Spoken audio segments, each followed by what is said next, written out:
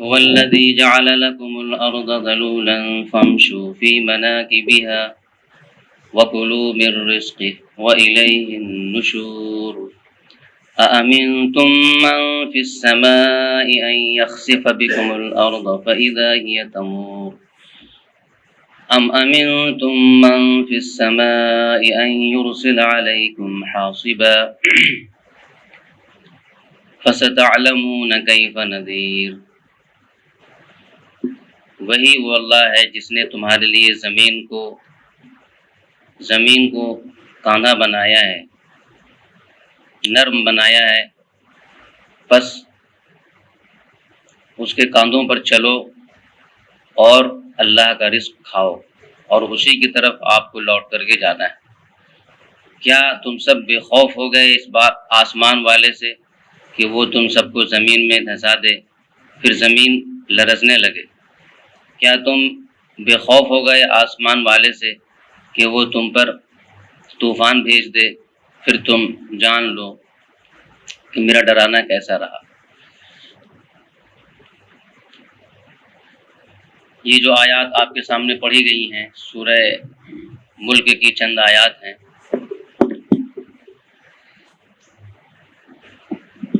اس میں اللہ تعالیٰ نے پہلی آیت پہ حلال رزق تلاش کرنے کی فضیلت بیان فرمائی ہے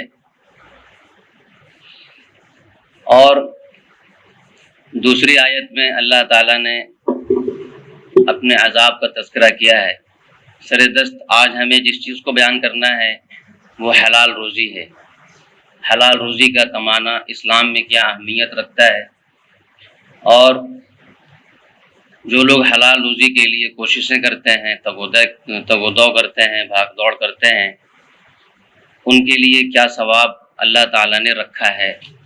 اس سلسلے میں چند احادیث بیان کی جائیں گی اور صحابہ کرام کے اعمال افعال آپ کے سامنے بیان کیے جائیں گے انشاءاللہ۔ سب سے پہلی بات تو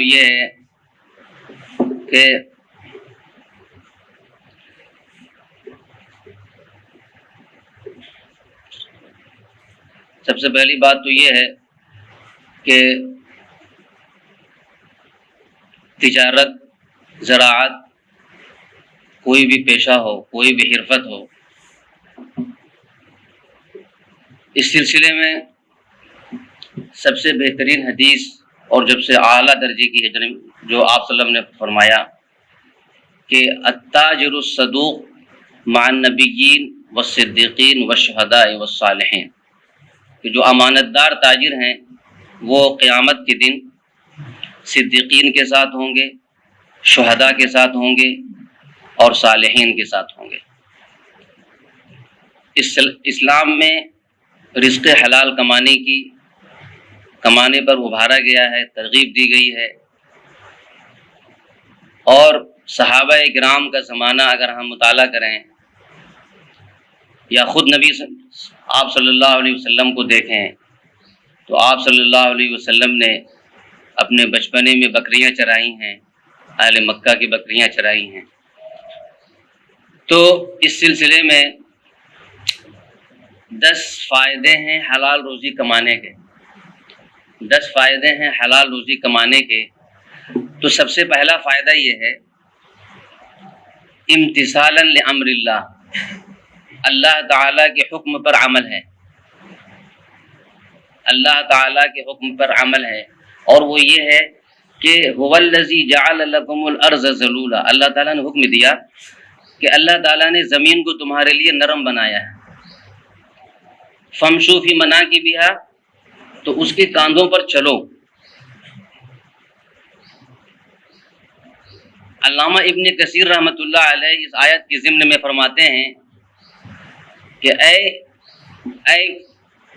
سافروا فی اقطاع الارض، کہ زمین کے کونوں میں، زمین کے ملکوں میں تجارت کے لیے، صناعت کے لیے، حرفت کے لیے، پیشے کو سیکھنے کے لیے سفر کرو۔ فامشوا فی مناکبہا،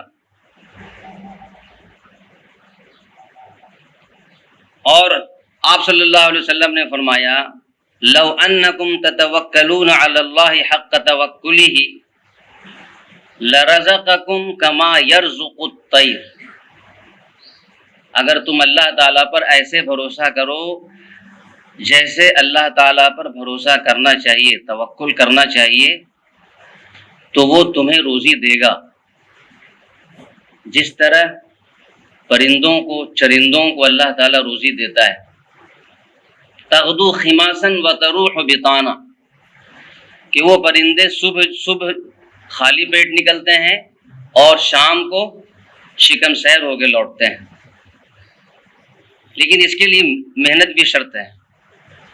کچھ لوگ اس آیت کو نکمے پن کی علامت قرار دے دیتے ہیں، کچھ لوگ اس حدیث کو، اور یہ نہیں دیکھتے کہ پرندہ، وہ چڑیا روزی حاصل کرنے کے لیے، اپنے پیٹ بھرنے کے لیے کتنے دور دراز علاقوں کی سفر کرتی ہے، یہ نہیں دیکھتے۔ بس اللہ پر بھروسہ کر لو، ہاتھ باندھ کے بیٹھ جاؤ۔ اس حدیث میں کافی محنت کا ذکر ہے، اس حدیث میں اس بات کا ذکر نہیں ہے کہ آدمی صرف بیٹھ جائے۔ لرزقکم کما یرزق الطیر، وہ تمہیں رزق دے گا جس طریقے سے چڑیوں کو رزق دیتا ہے، پرندوں کو رزق دیتا ہے۔ تغدو خماسا وتروح بطانا، اور وہ پرندے رزق حاصل کرنے کے لیے کافی محنت کرتے ہیں، مشقت کرتے ہیں۔ ایسا نہیں ہوتا ہے کہ وہ پرندے گھونسلے میں بیٹھے رہیں اور ان کا کھانا ان کے گھونسلے میں پہنچ جائے، ایسا نہیں ہوتا۔ کسی بزرگ کا واقعہ ہے کہ انہوں نے کہا، حضرت ہم نے دیکھا کہ ایک اندھا سانپ ہے، اور اس اندھا سانپ کے پاس کوئی پرندہ آیا اور اس نے کچھ کھانا اس کے سامنے پیش کیا، تو میرے دل میں خیال آیا کہ کیوں نہ، جب اللہ تعالیٰ جب اندھے کو روزی دینے والا ہے، جب اللہ تعالیٰ اندھے کو روزی پہنچا سکتا ہے تو ہمیں بھی روزی پہنچائے گا، ہم گھر میں بیٹھے رہیں۔ تو انہوں نے کہا، کیا تم نہیں چاہتے کہ تم سانپ بننا چاہتے ہو یا پرندہ بننا چاہتے ہو؟ جس نے اس اندھے سانپ کی مدد کی، تم وہ بننا چاہتے ہو یا پھر وہ آپ اندھا سانپ بننا چاہتے ہیں؟ تو انہوں نے کہا کہ نہیں، ہم تو مدد کرنے والے بننا چاہتے ہیں۔ تب کہا پھر ٹھیک ہے، محنت کرنا پڑے گا، اس کے لیے محنت شرط ہے۔ اسی لیے طلبہ کے لیے یہ جائز نہیں ہے کہ وہ نوافل میں مشغول رہے، طالب علم کے لیے یہ جائز نہیں ہے کہ وہ نفل نماز میں مشغول رہے، بلکہ اس کے لیے ضروری ہے کہ وہ کتابوں پر محنت کرے، جو استاد پڑھا رہے ہیں اس کا تکرار کرے۔ تو پہلا فائدہ یہ ہو گیا کہ اللہ تعالیٰ کے حکم کی اطاعت ہے، اور دوسرا فائدہ ہے جہاد کا اجر، کہ جو لوگ رزق حلال کے لیے کوششیں کر رہے ہیں، تگ و دو کر رہے ہیں، بھاگ دوڑ کر رہے ہیں، ان کو اللہ تعالیٰ جہاد میں جانے والوں کا اجر دے گا۔ اور اس کی دلیل کیا ہے؟ قرآن کی آیت ہے، وَآخَرُونَ يَضْرِبُونَ فِي الْأَرْضِ، کہ دوسرے وہ لوگ ہیں جو زمین میں سفر کرتے ہیں، يَبْتَغُونَ مِن فَضْلِ اللَّهِ، اللہ کا فضل، یعنی اللہ تعالیٰ نے جو روزی تمہارے لیے مقدر کیا ہے اس کو حاصل کرنے کے لیے سفر کرتے ہیں۔ علامہ قرطبی رحمۃ اللہ علیہ فرماتے ہیں کہ اللہ تعالیٰ نے اس آیت میں مجاہدین کو اور حلال روزی کمانے والوں کو ایک ساتھ بیان کیا۔ اس آیت میں فرماتے ہیں کہ دونوں کو ایک ساتھ بیان کیا، یہ اس بات کی دلیل ہے کہ حلال روزی کمانا بھی جہاد کے درجے میں ہے۔ حلال روزی بھی کمانا جہاد کے درجے میں ہے۔ جو لوگ رزق حلال کے لیے کوششیں کرتے ہیں، شب و روز اس کے لیے محنتیں کرتے ہیں، وہ اجر میں انہی کے قائم مقام ہیں، کیونکہ اللہ تعالیٰ نے ان دونوں کو ایک ساتھ بیان فرمایا ہے۔ یہ دو فائدے ہو گئے حلال روزی کمانے کے۔ تیسرا فائدہ ہے ان تتشبہ بالانبیاء، تیسرا فائدہ ہے انبیاء کی مشابہت، انبیاء کے کاموں میں مشابہت، اور وہ کیا ہے کہ آپ صلی اللہ علیہ وسلم نے فرمایا کہ کان داؤدا زرادا، کہ حضرت داؤد علیہ السلام لوہاری کا کام کرتے تھے، بڑے بڑے لگن بنایا کرتے تھے، زرہ بنایا کرتے تھے، خود بنایا کرتے تھے، اور وکان آدم حرثا، حضرت آدم علیہ السلام کھیتی کیا کرتے تھے، حضرت آدم علیہ السلام کھیتی کیا کرتے تھے، اور وکان نوح علیہ السلام نجارا، اور نوح علیہ السلام بڑھئی کا کام کرتے تھے، کارپینٹر کا کام کرتے تھے، وکان ادریس خیاطا، وکان ادریس خیاطا، اور حضرت ادریس علیہ السلام درزی کا کام کرتے تھے، وکان موسیٰ علیہ السلام راعیا، اور موسیٰ علیہ السلام اجرت پر بکریاں چرایا کرتے تھے۔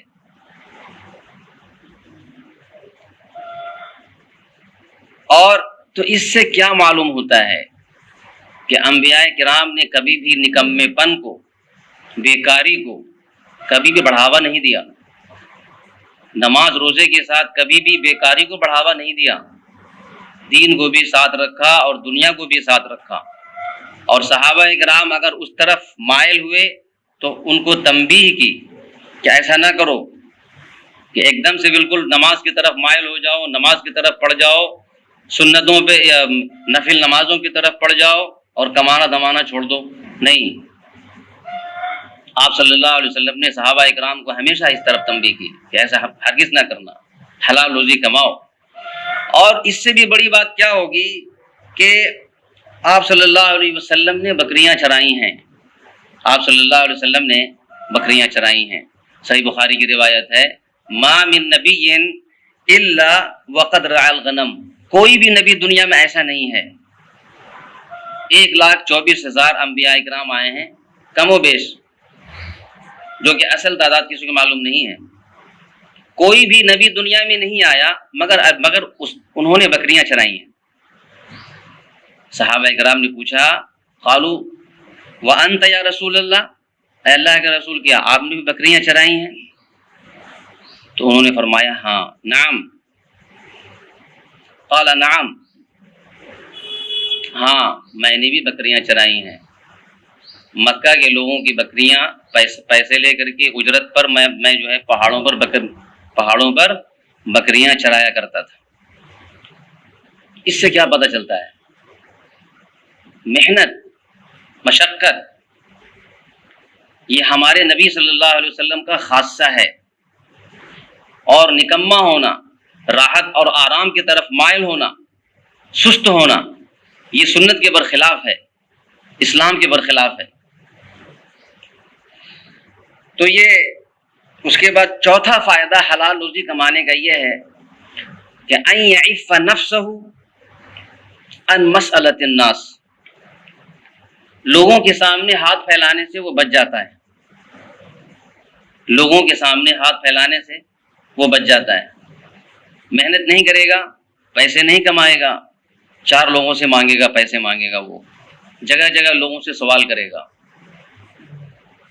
تو چوتھا فائدہ یہ ہے کہ وہ اپنے آپ کو ذلت سے بچاتا ہے، ذلت سے بچاتا ہے۔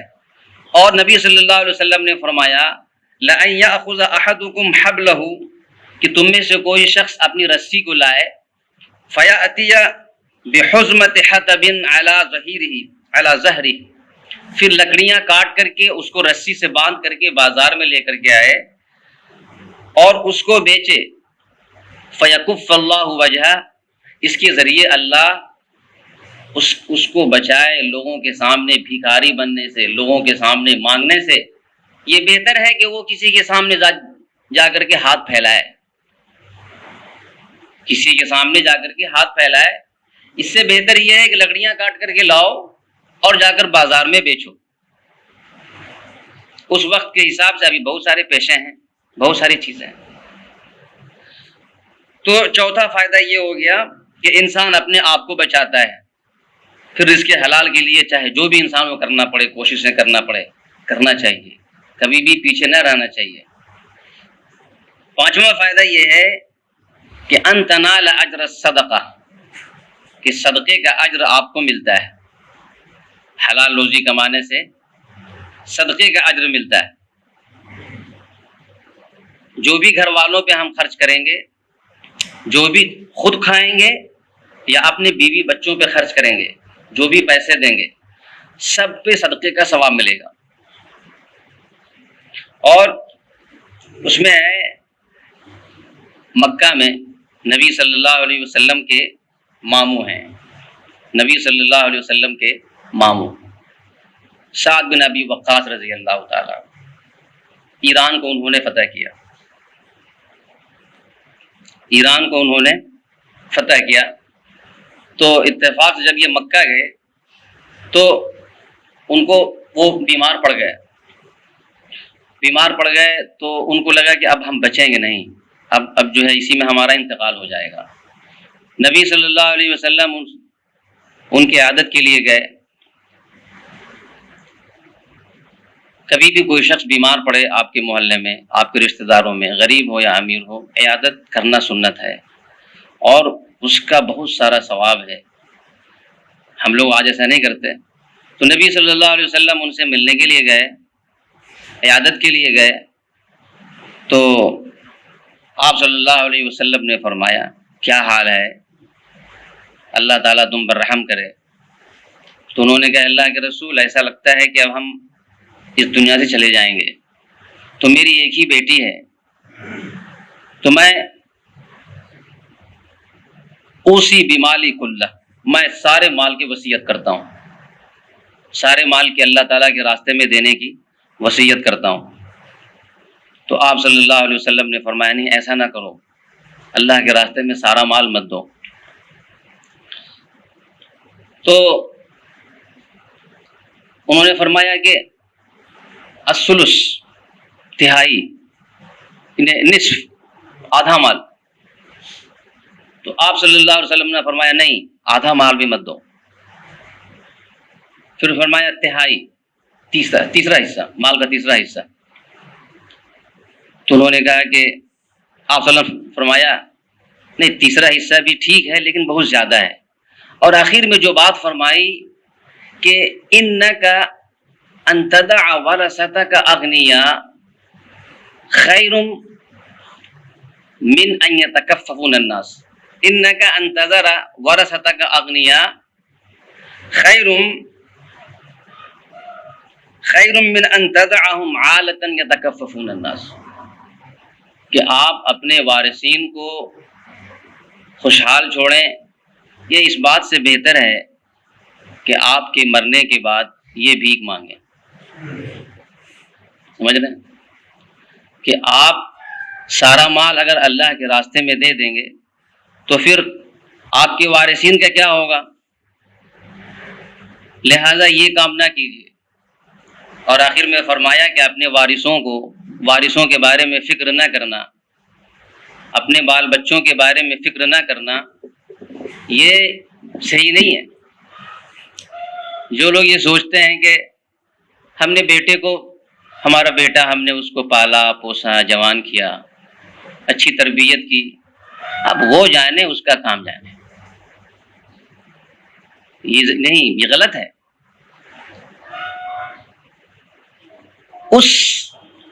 آپ اپنی اولاد کو اڑنا سکھائیں، ہنر سکھائیں، کمانا سکھائیں، حلال روزی کمانا سکھائیں، یہ آپ کے لیے ضروری ہے، ہر والدین کے لیے ضروری ہے۔ بس اس کی تربیت کر دی، وہ بڑا ہو گیا، یہ نہیں، ابھی ذمہ داری آپ کی ختم نہیں ہوئی۔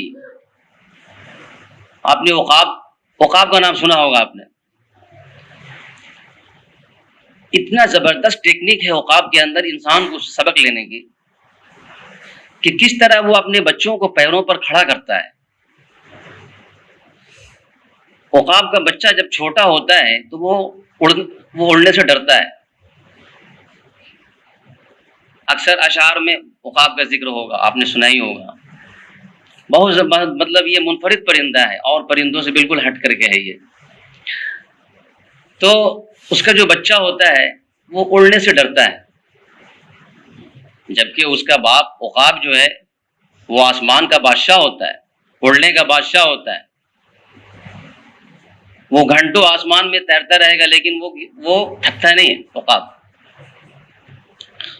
اور تو کرتا کیا ہے، وہ اپنے بچے کو سکھانے کے لیے کہ یہ بچہ ہمارا ہم پلہ ہو جائے، یہ بچہ بھی اڑنے لگے، اس کے اندر بھی صلاحیت ہو، اس کے اندر سے خوف نکل جائے. وہ اپنے بچے کو پکڑتا ہے اور پنجے میں پکڑ لیتا ہے اور بیچ آسمان میں چھوڑ دیتا ہے. تو اس کا بچہ ڈرتے ڈرتے ڈرتے جب وہ زمین میں گرنے لگتا ہے تو پھر وہ اڑنا شروع کر دیتا ہے. پھر اس کے بعد جو اس کی اڑان شروع ہوتی ہے تو پھر وہ اس کی اڑان جو ہے آخر تک ختم نہیں ہوتی. اس سے ہمیں یہ سبق ملتا ہے کہ ہر باپ کو اپنے لڑکے کو کسی بھی پیشے سے، کسی بھی صنعت و حرفت سے جوڑنا چاہیے اور یہ یقینی بنا لینا اور یہ یقین کر لینا چاہیے کہ میرا بیٹا کوئی ہنر سیکھ چکا ہے، کوئی ہنر سیکھ چکا ہے، اپنے پیروں پہ کھڑا ہو چکا ہے. تب تک جو ہے ہماری ذمہ داری پوری ہوگی. ورنہ صرف یہ نہیں کہ اب وہ جانے اس کا کام جانے، یہ غلط بات ہے. تو حلال روزی کمانے کے پانچواں فائدہ یہ ہے کہ صدقے کا اجر حاصل ہوتا ہے. صدقے کا اجر حاصل ہوتا ہے. ہم لوگ سوچتے ہیں کہ ہم گھر میں خرچ کر رہے ہیں، ہمیں کیا فائدہ ہو رہا، اس سے ہمیں کیا مل رہا ہے، ہماری بیوی بچے موج کر رہے ہیں، ہمارے بیوی بچے کھا رہے ہیں. نہیں، ایسا نہیں ہے. آپ کو صدقے کا اجر مل رہا، آپ کو صدقے کا اجر مل رہا ہے. لیکن اس میں سب سے اہم بات یہ ہے کہ اللہ تعالیٰ نے قرآن میں فرمایا فَإِذَا قُضِيَتِ الصَّلَاةُ فَانتَشِرُوا فِي الْأَرْضِ، کہ جب نماز ہو چکی اب زمین میں پھیل جاؤ، حلال روزی کمانے کے لیے زمین میں پھیل جاؤ. فَانتَشِرُوا فِي الْأَرْضِ، زیادہ نوافل میں مشغول ہو کر کے وہ آپ اپنا ٹائم نہیں وہ نہ کیجیے. خیر جو آدمی اس کے لیے ہے خالص ہے تو اس کے لیے مسئلہ نہیں ہے. لیکن جو آدمی کسی کام سے جڑا ہوا ہے اور سستی کرتے ہوئے نفل نمازوں میں مشغول ہو جاتا ہے، یہ صحیح نہیں ہے. فَإِذَا قُضِيَتِ الصَّلَاةُ، نماز ہو چکی، فَانتَشِرُوا فِي الْأَرْضِ، زمین میں پھیل جاؤ. وَابْتَغُوا مِنْ فَضْلِ اللَّهِ، اور اللہ کی روزی تلاش کرو. اور آخر میں فرمایا وَاذْكُرُوا اللَّهَ كَثِيرًا، کہ اللہ کا ذکر بھی کرتے رہا کرو. لَعَلَّكُمْ تُفْلِحُونَ، تاکہ تم کامیاب ہو جاؤ. حلال روزی کمانے کے چکر میں ایسا نہیں کہ نمازیں چھوڑ دی اور ہم یہ کہیں کہ ہم بھی تو حلال روزی کے لیے محنتیں کر رہے ہیں، ہم بھی تو سنت پہ عمل ہی کر رہے ہیں، ہمیں بھی ثواب مل رہا ہے، آپ کو بھی ثواب مل رہا ہے. وَاذْكُرُوا اللَّهَ كَثِيرًا، اللہ تعالیٰ کو کثرت سے یاد کیجیے حلال روزی کماتے ہوئے بھی. اس کا مطلب یہ ہوا نمازوں کی پابندی کریں، نمازوں کی پابندی کریں. لیکن جو لوگ حلال روزی کمانے کے متلاشی ہیں وہ نمازوں میں سست ہیں. جو لوگ حلال روزی کمانے کے متلاشی ہیں، جو لوگ حلال روزی کماتے ہیں وہ نمازوں میں سست ہیں. شاید ان کے لیے حلال روزی کمانا ان کے نزدیک بڑا عمل ہے، لیکن لعلکم تفلحون، تاکہ تم کامیاب ہو جاؤ. فلاح کا تعلق دنیا سے بھی ہے اور آخرت سے بھی ہے. حلال روزی کماتے ہوئے اگر آپ کامیاب ہو گئے اللہ کے فضل سے، اللہ ہم سب کو کامیاب کرے، تو روز قیامت میں سب سے پہلے تو نماز کا ہی حساب ہوگا. ان اول ما يحاسب به العبد يوم القيامه الصلاة، کہ روز قیامت میں سب سے پہلے نماز کا حساب ہوگا. جب اس نماز کے حساب میں یہ پکڑے جائیں گے، بعد میں اس کا نمبر آئے گا. تو وَاذْكُرُوا اللَّهَ كَثِيرًا، اللہ تعالیٰ کو کثرت سے یاد کریں. حلال روزی اگرچہ کما رہے ہیں لیکن ہماری نماز نہیں چھوٹنی چاہیے. بہت سے لوگوں کو پڑھاتے ہوئے دیکھتے ہیں گھروں میں جا کر کے، لیکن مجھے ایسا لگتا ہے کہ وہ ٹیوشنوں کے چکر میں نمازیں چھوڑ دیتے ہیں. یا پھر نماز کو وہ قضا کر دیتے ہیں۔ یہ اسلام کی شرافت اور دیانت سے گری ہوئی بات ہے کہ محض دنیا کے لیے، دنیا حاصل کرنے کے لیے حلال روزی کے کو جو ہے دلیل بنا کر کے نمازیں چھوڑ دیں۔ ایسا نہیں ہونا چاہیے۔ ہر انسان کو چاہیے کہ نماز کی پابندی کرے۔ چوتھی چیز کیا ہے؟ اس کے بعد چھٹا فائدہ یہ ہے حلال روزی کمانے کا کہ اسباب کو اختیار کریں۔ حلال روزی کمانے کے جو بھی ذرائع ہیں، جو بھی وسائل ہیں، اس کو انسان کو اختیار کرنا چاہیے۔ دعا کے ساتھ ساتھ دوا کا بھی استعمال کرنا چاہیے۔ دعا کے ساتھ دوا کا بھی استعمال کرنا چاہیے، کیونکہ نبی صلی اللہ علیہ وسلم نے فرمایا اگر تم اللہ تعالیٰ پر ویسے بھروسہ کرو جیسے بھروسہ کرنے کا حق ہے تو وہ تمہیں روزی دے گا جس طرح پرندوں کو اللہ تعالیٰ روزی دیتا ہے۔ اس کے بعد ساتواں فائدہ یہ ہے ان یکون مطعمہ حلالا، کہ حلال روزی کمانے سے اس کی روزی حلال ہو جاتی ہے، پھر اس کا عمل بھی قبول ہوتا ہے۔ فیقبل اللہ عملہ، اللہ تعالیٰ اس کے عمل کو بھی قبول کرتا ہے۔ حدیثوں میں آتا ہے کہ ایک شخص دعا مانگ رہا ہوتا ہے، غبار آلود ہوتا ہے، اللہ تعالیٰ سے کہہ رہا ہوتا ہے یا اللہ ہمیں یہ کر دے، ہمیں یہ دے دے، ہماری یہ پریشانی کو دور کر دے۔ آپ لوگوں نے سنی ہوگی نا یہ حدیث کہ ایک شخص اس طرح سے دعائیں کرتا ہے لیکن اس کا کھانا بھی حلال ہے، اس کا پہننا بھی حرام ہے، پھر اس طریقے سے اللہ تعالیٰ اس کی دعا کو کیسے قبول کرے گا؟ حجاج بن یوسف جب بغداد آیا، عراق آیا، تو یہاں کے لوگ اتنے سرکش تھے کہ کسی بھی گورنر کو ٹکنے نہیں دیتے تھے، یہاں تک کہ صحابہ کرام کی شکایت پہنچائی ہے جا کر کے وہاں خلیفۃ المسلمین سے، عمر رضی اللہ عنہ سے، اور آخر میں بیچارے کو معزول ہونا پڑا۔ ایسی شکایتیں، وہ شکایت چلتی رہتی تھی۔ آپ صلی اللہ علیہ وسلم کا زمانہ ختم ہوا، صحابہ کرام کا زمانہ گیا، پھر بنو امیہ کا زمانہ آ گیا۔ بنو امیہ کے زمانے میں سب سے خطرناک جو گورنر تھا ان کو بھیجا کہ جاؤ جا کر کے ان کو ٹھیک کرو۔ حجاج بن یوسف بغداد گیا، وہاں جا کر کے مسجد نبوی پہ بیٹھا اور اس نے ایسی زبردست تقریر کی کہ سب کی حالت خراب ہو گئی۔ جا کر کے وہاں ایسی زبردست تقریر کی اور کہا کہ میں دیکھتا ہوں کہ تم لوگ کسی گورنر کو ٹکنے نہیں دیتے ہو، اور میں دیکھتا ہوں کہ تم لوگ اپنے گورنروں پہ کنکریاں پھینک کر مارتے ہو شرارت کے۔ مجھے ایسا لگتا ہے کہ شیطان نے تمہارے دماغ میں بچہ دے دیا، شیطان نے تمہارے دماغ میں گھونسلہ بنا لیا، پھر بچے بھی دے دیے ہیں۔ اور اس کے بعد کہی کہ اگر تم لوگوں نے میری بات نہیں مانی تو سر آپ کے تن پہ نہیں رہے گا اور نہ آپ تن کر کھڑے ہو پائیں گے۔ اس کے بعد پھر سب لوگ ٹھیک ہو گئے۔ تو اور پھر کیا کیا اس نے؟ معلوم ہوا کہ کچھ لوگ مستجاب الدعوات ہیں، یعنی ان کی دعائیں قبول ہو جاتی ہیں، تو ان کی دعوت کی، ان کو بلایا اور ان کو حرام کھانا کھلا دیا، ان کو جو ہے ایسا کھانا کھلا دیا جو کہ وہ روزی حرام کی تھی۔ اس کے بعد کہا حضرت آپ جائیے، اب ہم آپ سے مطمئن ہو گئے، اب آپ دعا کریں گے آپ کی دعا جو ہے قبول نہیں ہوگی۔ تو حرام روزی کا ہماری دعاؤں میں، ہماری دعاؤں کے قبول نہ ہونے میں بہت بڑا دخل ہے۔ تو اس کی بھی ضرورت ہے کہ ہم حلال روزی اگر ہم حلال روزی کے ساتھ اللہ تعالیٰ سے دعا کریں گے تو ہماری دعا کبھی بھی رد نہیں ہوگی۔ اس کے بعد ہے، اور نبی صلی اللہ علیہ وسلم نے سعد بن ابی وقاص رضی اللہ تعالیٰ عنہ سے فرمایا اطب مطعمک تکن مستجاب الدعوات، کہ آپ اپنی روزی کو حلال رکھو، آپ ایسا بن جائیں گے کہ آپ کی ہر دعا قبول ہوگی، آپ ایسا بن جائیں گے کہ آپ کی ہر دعا قبول ہوگی۔ تو یہ ساتواں فائدہ ہے کہ حلال روزی کمانے والا، محنت مشقت کرنے والا، مزدوری کرنے والا، وہ حلال روزی اس کے پاس ہوتی ہے، حلال روزی۔ اس کے بعد 8واں فائدہ ہے کہ اللہ تعالیٰ کی مغفرت حاصل ہوتی ہے. حلال روزی سے اللہ تعالیٰ کی مغفرت حاصل ہوتی ہے.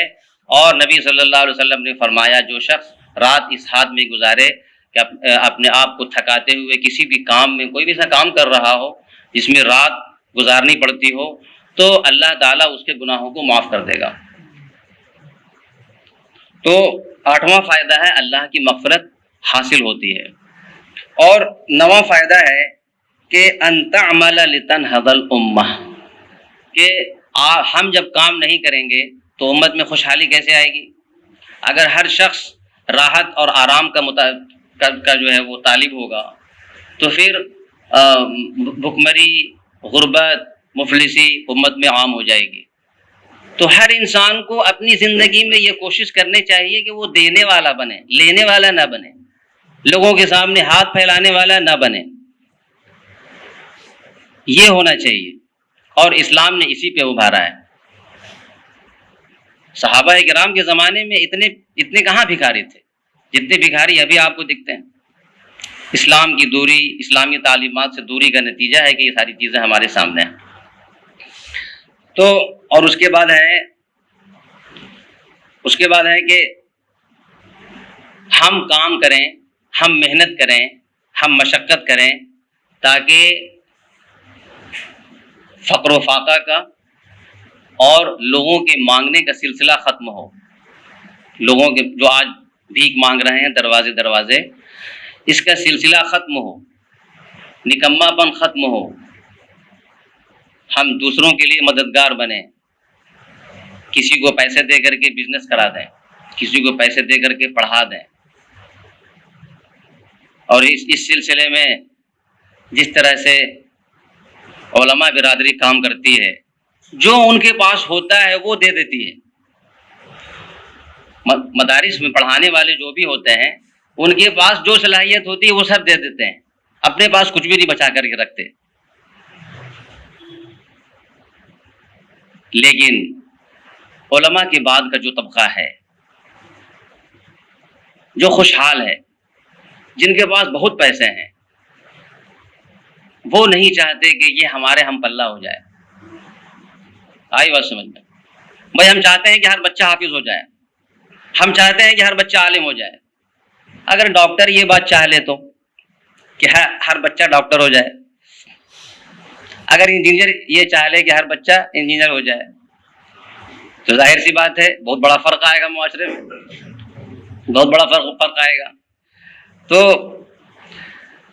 ہماری محنت کرنے سے، حلال روزی کمانے سے فائدہ یہ ہوگا کہ بے روزگاری ختم ہوگی، معاشرے سے بے روزگاری ختم ہوگی، اور دست درازی لوگوں کے سامنے بھیک مانگنے کا سلسلہ ختم ہوگا. اس سلسلے میں عمر رضی اللہ تعالیٰ عنہ کا قول ہے کہ یعجبنی الرجل انی لأری الرجل یعجبنی، میں کسی شخص کو دیکھتا ہوں ہٹا کٹا ہے، صحت مند ہے، تندرست ہے، تو مجھے اچھا لگتا ہے. فاقول هل له حرفہ، پھر میں پوچھتا ہوں کہ بھائی یہ صرف صحت مند ہے، تندرست ہے، کچھ کام بھی جانتا ہے، کچھ کام بھی کرنا جانتا ہے، کوئی صنعت، کوئی پیشہ، کوئی حرفت جانتا ہے؟ فقالوا لا، جب لوگ کہتے ہیں نہیں یہ صرف صحت مند ہیں، تندرست ہیں، لیکن کوئی کام نہیں جانتے، کوئی صنعت نہیں جانتے، کوئی حرفت نہیں جانتے، اپنے پاؤں پہ کھڑے نہیں ہو سکتے، یہ تو سقط عینی، وہ میری نظروں سے گر جاتا ہے، وہ میری نظروں سے گر جاتا ہے. پتہ یہ چلا کہ صحابہ کرام کے زمانے میں جو شخص صنعت اور حرفت جانتا تھا اس کو لوگ محبوب رکھتے تھے، اور جو کچھ بھی نہیں جانتا ہے تو وہ لوگوں کی نظر میں محبوب نہیں ہوتا تھا، وہ لوگوں کی نظر میں محبوب نہیں ہوتا تھا.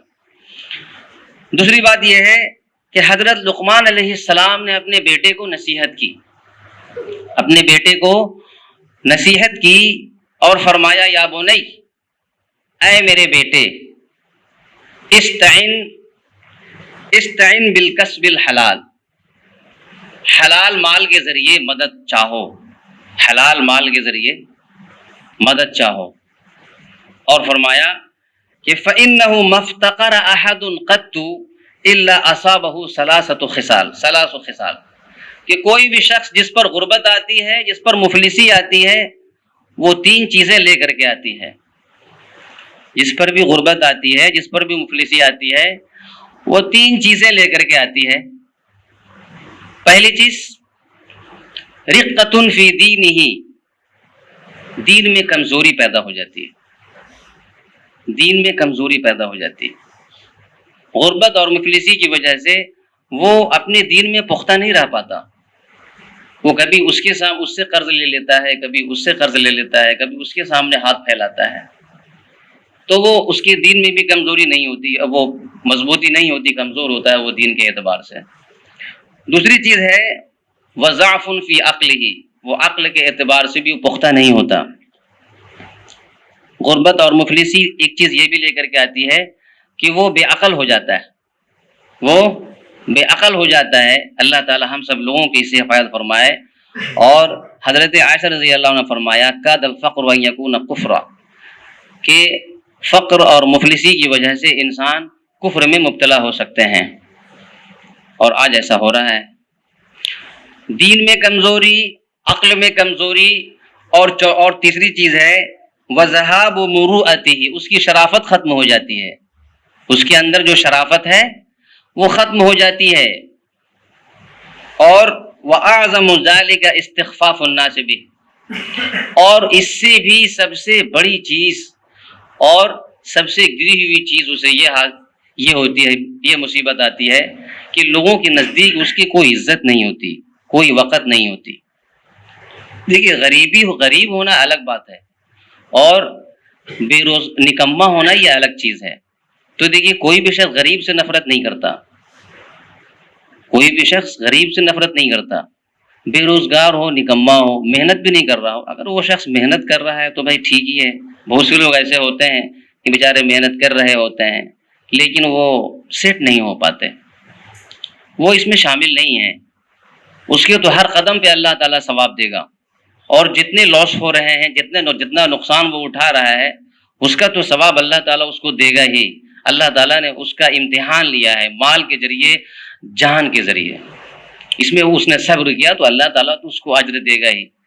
جو شخص فطرتاً بذات خود وہ بے روزگاری پسند کرتا ہو، آرام پسند ہو، راحت پسند ہو، اس کی میں بات کر رہا ہوں، اس کی ہم بات کر رہے ہیں۔ یہ ساری باتیں جو ہو رہی ہیں وہ اس کے لیے ہو رہی ہیں۔ تو معاشرے میں جو شخص غریب ہوتا ہے، غریب نہیں، جو نکما ہوتا ہے، کام کاج کی طرف مائل نہیں ہوتا، کوئی پیشہ نہیں سیکھتا، لوگ اس سے نفرت کرتے ہیں۔ تو سب سے بڑی چیز جو انسان پہ غربت لے کر کے آتی ہے وہ یہی ہے کہ انسان اس لوگوں کے نزدیک اس کا کوئی وقار نہیں ہوتا، کوئی عزت نہیں ہوتی۔ اور سب سے افضل بات یہ ہے کہ حضرت موسیٰ علیہ السلام جو اولو العزم پیغمبر ہیں، انہوں نے مزدوری کی ہے۔ حضرت موسیٰ علیہ السلام جو اولو العزم پیغمبر ہیں، انہوں نے حضرت شعیب علیہ السلام کے پاس 8 سال تک مزدوری کی ہے۔ اس سے بڑی بات کیا ہوگی کہ جب صحابی نے مزدوری کی اور اپنے خرچے کو چلانے کے لیے لوگوں کے سامنے ہاتھ نہیں پھیلائے، تو ہم تو ان کی امت ہیں، ہم بھی ان کے ماننے والے ہیں، تو ہمیں بھی تو یہ چاہیے کہ آخری حد تک پوری محنت کریں، پوری کوشش کریں۔ آخر بات یہی ہے کہ ہم اس کے ساتھ ساتھ نماز کی پابندی کریں، نماز کا اہتمام کریں، فجر کی نماز کا خصوصاً اہتمام کریں۔ اور عام طور پر ہم مسلمان فجر کی نماز کی پابندی نہیں کرتے، اور نہ فجر کی نماز پڑھنے کی کوشش کرتے ہیں۔ اگر ہم تھوڑی سی کوشش کر لیں، ہم اگر الارم وغیرہ سیٹ کر لیں، یا اگر ہم اس سے بھی نہیں اٹھ پاتے ہیں تو کسی امام صاحب کو، کسی بھی اس شخص کو جو فجر کی نماز کا پابند ہو، اس کو کہہ دیں کہ آپ نماز کے لیے اٹھا دیں۔ دیکھیے فجر کی نماز پڑھنا ہماری زندگی کے لیے، ہمارے مرنے کے بعد کی زندگی کے لیے وہ کامیابی کی چابی ہے، دنیا میں بھی کامیابی کے لیے آخرت کی بھی کامیابی کے لیے۔ لوگ کہیں گے کہ فلاں شخص تو کئی سالوں سے فجر کی نماز پابندی سے پڑھ رہے ہیں لیکن آج تک وہ مالدار نہیں ہو پایا۔ تو یہ سب سے بڑا یہ جو نظریہ ہے کہ مالدار ہو جانا نماز پڑھنے کی وجہ سے، یہ بالکل غلط ہے۔ نماز پڑھنے سے کوئی شخص مالدار تھوڑی نہ ہوتا ہے، لیکن وہ قلبی سکون جو اسے حاصل ہے وہ بڑے بڑے لوگوں کو بھی نصیب نہیں ہے۔ تو نبی صلی اللہ علیہ وسلم نے فرمایا کہ جب تم میں سے کوئی شخص سوتا ہے تو شیطان اس کی پیشانی پہ 3 گرہیں لگاتا ہے کہ سوتا رہ، رات بڑی لمبی ہے، سوتا رہ، رات بڑی لمبی ہے۔ جب بھی آپ سو کے اٹھیں گے 12 بجے کسی بھی وجہ سے پیشاب کرنے کے لیے، کسی کے لیے، تو ہمیشہ آپ کے ذہن میں یہ بات مطلب گھوم رہی ہوگی ہمیشہ۔ اگر آپ تجربہ کریں کہ بہت رات بڑی ہے، ابھی 3 بجے ہے، بہت ہے، رات بہت لمبی ہے۔ اس طرح ہوتا کیوں ہے؟ شیطان ہمارے وہ 3 گرہیں لگا دیتا ہے ہماری پیشانی پہ۔ اور نبی صلی اللہ علیہ وسلم نے فرمایا کہ جب کوئی شخص صبح کی نماز پڑھ لیتا ہے، فجر کی نماز پڑھ لیتا ہے، تو وہ ساری گرہیں کھل جاتی ہیں اور وہ چست، نشاط، طاقتور ہو کر کے اٹھتا ہے۔ لیکن اگر کوئی شخص فجر کی نماز نہ پڑھے تو آخر میں کیا فرمایا؟ فبال الشیطان فی اذنہ، شیطان اس کے کان میں پیشاب کر دیتا ہے، شیطان اس کے کان میں پیشاب کر دیتا ہے۔ اور علماء فرماتے ہیں کہ ایک شخص اگر ہمیشہ کے لیے شیطان کے اس رویے کا پابند ہوگا تو آخر میں اس کے لیے ایمان کا بچانا بھی مشکل ہو جائے گا۔ اس لیے ہم سب کو چاہیے کہ گھر والوں میں، گھر کی عورتوں میں فجر کے وقت اٹھنے کا معمول بنائیں، فجر کی نماز پڑھنے کی، قرآن کی تلاوت کرنے کا معمول بنائیں۔ اللہ تعالی ہم لوگوں کو ان تمام باتوں پر عمل کرنے کی توفیق عطا فرمائے۔ ایک مرتبہ ہم ترجمہ پھر سے کیے دیتے ہیں کہ